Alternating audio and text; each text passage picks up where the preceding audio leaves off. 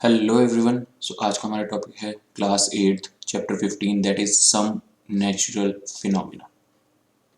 कुछ प्राकृतिक फिनोमिना, कुछ ऐसी घटनाएं जो प्रकृति में घटती हैं, उनके बारे में हम इस चैप्टर में पढ़ेंगे। बेसिकली हम दो ही टॉपिक इसमें कवर करेंगे, एक लाइटनिंग को कवर करेंगे और एक अर्थक्वेक को कवर करेंगे कि लाइटनिंग और अर्थक्वेक के पीछे रीज़न क्या है, उनसे हम कैसे बच सकते हैं। तो चलिए शुरू करते हैं। सबसे पहले नेचुरल फिनोमिना क्या होता है? Natural phenomenon is anything that occurs on its own in nature without any kind of human intervention। बिना इंसान की किसी हेल्प के जो फिनोमिना, जो कार्य इस पृथ्वी के ऊपर घटता है, नेचर में अपने आप होता है, उस फिनोमिना को हम क्या कहते हैं? नेचुरल फिनोमिना कहते हैं। ऐसा फिनोमिना जो अर्थ के ऊपर अपने आप होता है, इंसान के बिना किसी छेड़छाड़ या किसी हेल्प के, उसे हम नेचुरल फिनोमिना कहते हैं। फॉर एग्जाम्पल, जो वेदर है किसी प्लेस का, फॉग है, स्टॉर्म है, विंड है, टाइड्स जो लहरें आती है समुद्र में, वॉल्केनिक इरप्शन जो ज्वालामुखी फटता है, साइक्लोन्स जो आते हैं, ये सब क्या है? Natural phenomena. ये प्रकृति में अपने आप होते हैं, इंसान इनके पीछे रीजन नहीं है। Some natural phenomena can be destructive such as cyclones, thunderstorm, lightning and earthquakes।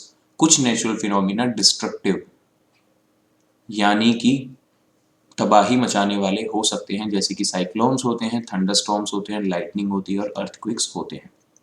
However, there are some ways with which we can protect and prepare ourselves from these natural disasters। लेकिन कुछ तरीके ऐसे हैं जिनसे हम अपने आप को प्रोटेक्ट कर सकते हैं, बचा सकते हैं इन नेचुरल डिजास्टर्स से। यहाँ पर कुछ नेचुरल डिजास्टर्स के नाम दिए गए हैं, जैसे कि ड्रॉट, सूखा पड़ जाता है, अर्थक्वेक। अर्थक्वेक का मतलब होता है आपका पूरी जो हमारी अर्थ है वो शेक करने लग जाती है, जिसको हिंदी में हम भूकंप कहते हैं। एक्सट्रीम हीट वेव्स आ जाती हैं गर्मियों के टाइम पे, फ्लड, बाढ़ आ जाना, हरिकेन्स, तूफान आना समुद्र के आसपास के इलाकों में, हरिकेन्स, साइक्लोन्स, इनके डिफरेंट डिफरेंट नाम हैं वर्ल्ड वाइड। लैंडस्लाइड हो जाती है पहाड़ों में, आपने देखा होगा जो पहाड़ है वो टूट के नीचे आ जाता है, लैंडस्लाइड हो जाती है। स्पेस वेदर, थंडरस्टॉर्म और लाइटनिंग, बाढ़, तूफान, बिजली कड़कना, सुनामी, वॉल्केनो, आपका वॉल्केनो फट जाते हैं, ज्वालामुखी फट जाते हैं, वाइल्ड फायर, जंगलों की आग, विंटर स्टॉर्म, ठंडी, बहुत ठंडी हवाएं चलती हैं, तूफान आ जाते हैं, बर्फ के एक्सट्रीम कोल्ड हो जाते हैं। तो ये सब क्या है? आपके कुछ नेचुरल डिजास्टर्स के एग्जाम्पल हैं। सबसे पहले जो हमें कवर करना है दैट इज लाइटनिंग। लाइटनिंग क्या होती है उसके बारे में हमें देखना। Lightning is an electric discharge और an electric spark that occurs in nature on a major scale.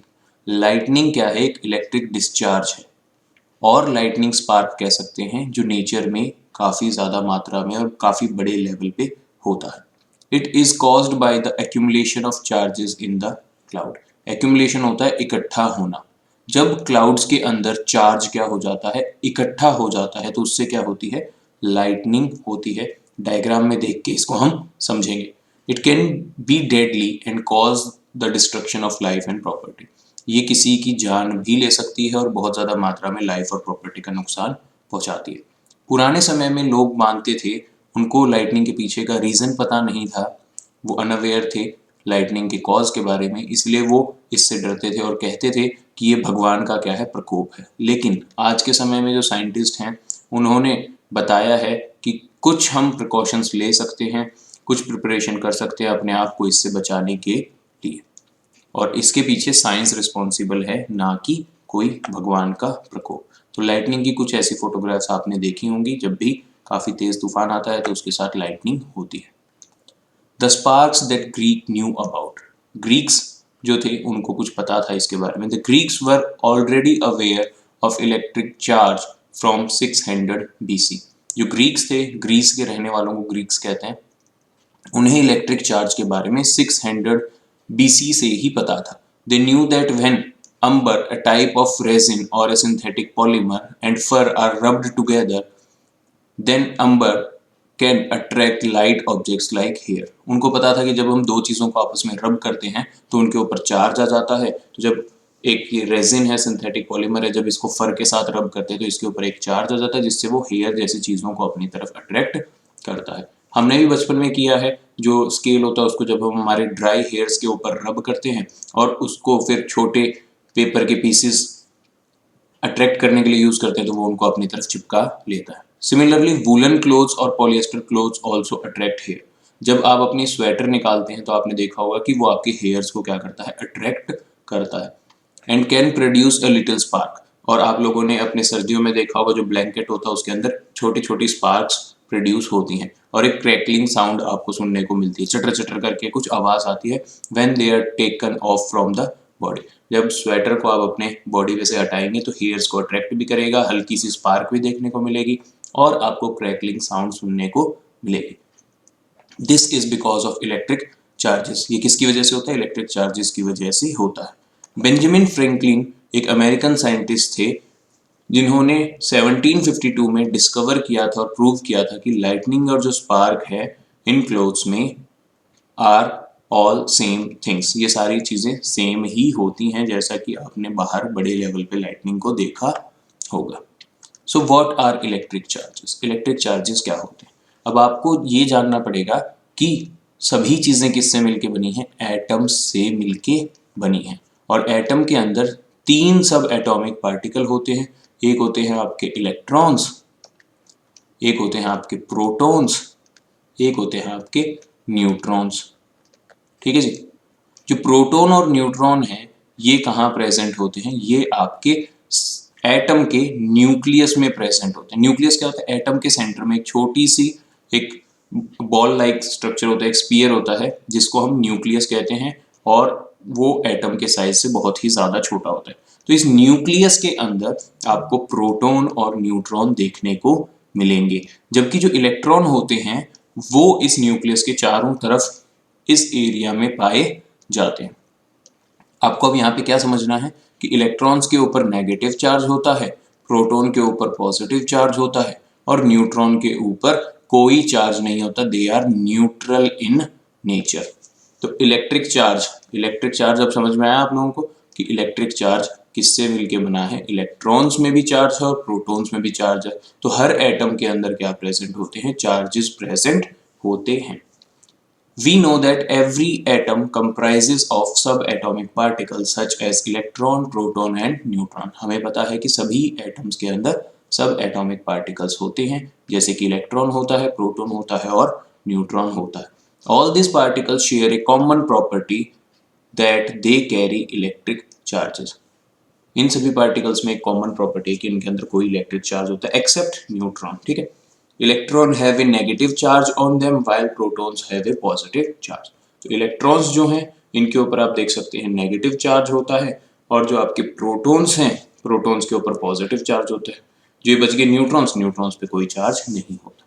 We know that atoms carry a balance charge. Atom के अंदर चार्ज बैलेंस होता है। कैसे बैलेंस होता है? अगर उसके अंदर 10 इलेक्ट्रॉन्स हैं तो 10 ही क्या होंगे? प्रोटॉन्स होंगे, ताकि जितना नेगेटिव चार्ज है उतना ही पॉजिटिव चार्ज हो जाए और जो एटम है वो क्या हो जाए? न्यूट्रल हो जाए। However, these charges may sometimes become out of order.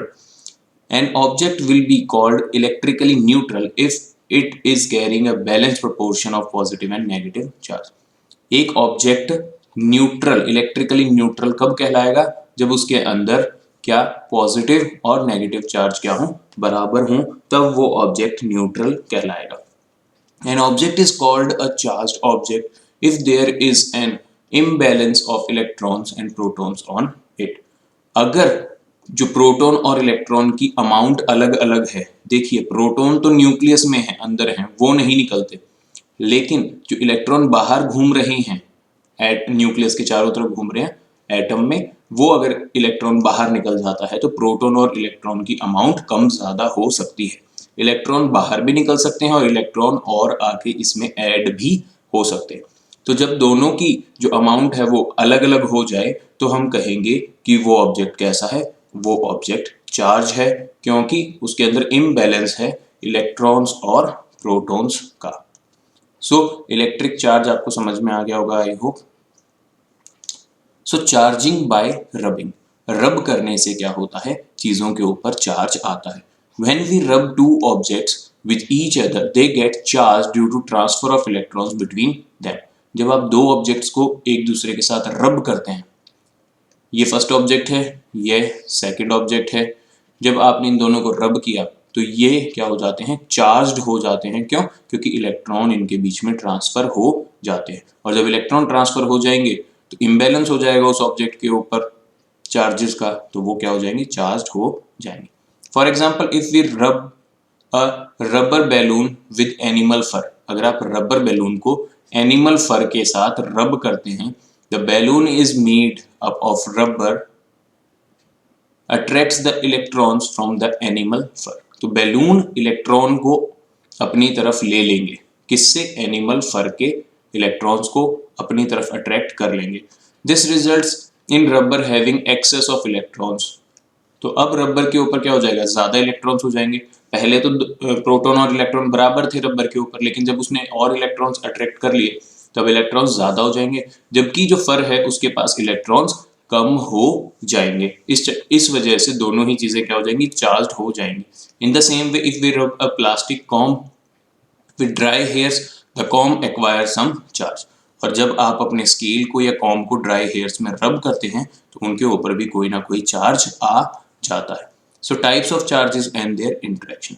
देखिए जो ग्लास रॉड है और सिल्क क्लॉथ है, जब हम उनको रब करते हैं तो आपको ये चीज याद रखनी है, ये एक्सपेरिमेंटली प्रूव की गई थी कि जब ग्लास रॉड को सिल्क क्लॉथ के साथ रब किया जाता है तो ग्लास रॉड के ऊपर पॉजिटिव चार्ज आता है, जबकि सिल्क क्लॉथ के ऊपर नेगेटिव चार्ज आता है। ग्लास रॉड के ऊपर कैसा चार्ज आएगा, पॉजिटिव चार्ज आएगा, जबकि सिल्क क्लॉथ के ऊपर कैसा चार्ज आएगा, नेगेटिव चार्ज आएगा। We know that charged object may have shortage or excess of electron. हमें पता है चार्ज ऑब्जेक्ट में या तो शॉर्टेज होगी इलेक्ट्रॉन की या एक्सेस में होंगे electrons. Object having an excess of electrons are called negatively charged. जिनके पास इलेक्ट्रॉन ज्यादा होंगे, एक्सेस में होंगे, उनको नेगेटिवली चार्ज कहेंगे, जबकि वो ऑब्जेक्ट जिनके पास इलेक्ट्रॉन्स की क्या है, शॉर्टेज है, उनको पॉजिटिवली चार्ज कहेंगे। देखिए हमने बात की थी कि इलेक्ट्रॉन्स के ऊपर कैसा चार्ज होता है, नेगेटिव चार्ज होता है। तो अगर और ज्यादा इलेक्ट्रॉन, 10 इलेक्ट्रॉन थे, 2 इलेक्ट्रॉन और आगे, तो नेगेटिव चार्ज बढ़ गया ना। इसीलिए कहा कि अगर एक्सेस में इलेक्ट्रॉन होंगे तो वो नेगेटिवली चार्ज कहलाएगा, अगर इलेक्ट्रॉन निकल गए हैं तो नेगेटिव चार्ज कम हो गया तो वो कैसा चार्ज कहलाएगा, पॉजिटिवली चार्ज कहलाएगा। क्योंकि 10 प्रोटॉन थे, 10 इलेक्ट्रॉन थे, अब 2 इलेक्ट्रॉन इसमें से निकल गए तो 8 इलेक्ट्रॉन बच गए, तो टोटल प्लस चार्ज तो 10 हो गया, नेगेटिव चार्ज 8 हो गया। तो अगर कॉम्बिनेशन करेंगे, इसको ऐड करके देखा जाए तो +2 चार्ज एक्सेस में है यहाँ पे, तो इसलिए उसको पॉजिटिवली चार्ज कहेंगे। तो इलेक्ट्रॉन जब ले लिया जाता है, एक्सेस में हो जाता है, तो नेगेटिवली चार्ज आ जाता है। जब इलेक्ट्रॉन डोनेट कर दिया जाता है, उसकी शॉर्टेज हो जाती है, तो पॉजिटिव चार्ज आता है। For instance when a glass rod is rubbed with silk cloth, it becomes positively charged, while the silk cloth becomes negatively charged. तो जो ग्लास रॉड है उसके ऊपर पॉजिटिव चार्ज आता है, जो सिल्क क्लॉथ है उसके ऊपर नेगेटिव चार्ज आता है। These charged objects are now capable of attracting other charged and uncharged objects. अब जो ये चार्ज ऑब्जेक्ट हैं ये अट्रैक्ट कर सकते हैं, इनके पास एक कैपेसिटी आ गई है अट्रैक्ट करने की। या तो ये चार्ज ऑब्जेक्ट को अट्रैक्ट करेंगे या ये अनचार्ज ऑब्जेक्ट को अट्रैक्ट करेंगे। Objects having the same kind of charges repel each other.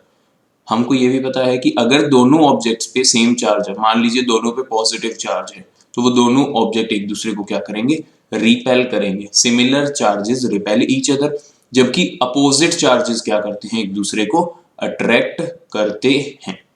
With different kinds of charges attract, while objects with different kinds of charges attract each other. जबकि अगर objects के ऊपर डिफरेंट चार्ज है दोनों पे, एक पे पॉजिटिव है एक पे नेगेटिव है, तो वो दोनों एक दूसरे को क्या करेंगे, अट्रैक्ट करेंगे। यहाँ पे देख सकते हैं आप, ये पॉजिटिव चार्ज है, ये भी पॉजिटिव चार्ज है, दोनों सिमिलर हैं तो इनके अंदर क्या हो रही है, रिपल्शन हो रही है। दोनों नेगेटिव हैं तो भी इनके अंदर रिपल्शन हो रही है। दोनों क्या है, अपोजिट चार्ज है, एक पॉजिटिव है एक नेगेटिव है, तो दोनों एक दूसरे को क्या कर रहे हैं, अट्रैक्ट कर रहे हैं। So that's all for this class. Next topic in next video. I hope आपको ये टॉपिक समझ में आए होंगे। अगर वीडियो पसंद आई तो लाइक कीजिएगा, अपने दोस्तों के साथ शेयर कीजिएगा, चैनल को सब्सक्राइब कीजिएगा। नेक्स्ट वीडियो में मिलते हैं नेक्स्ट टॉपिक के साथ, तब तक के लिए take care, God bless you, bye.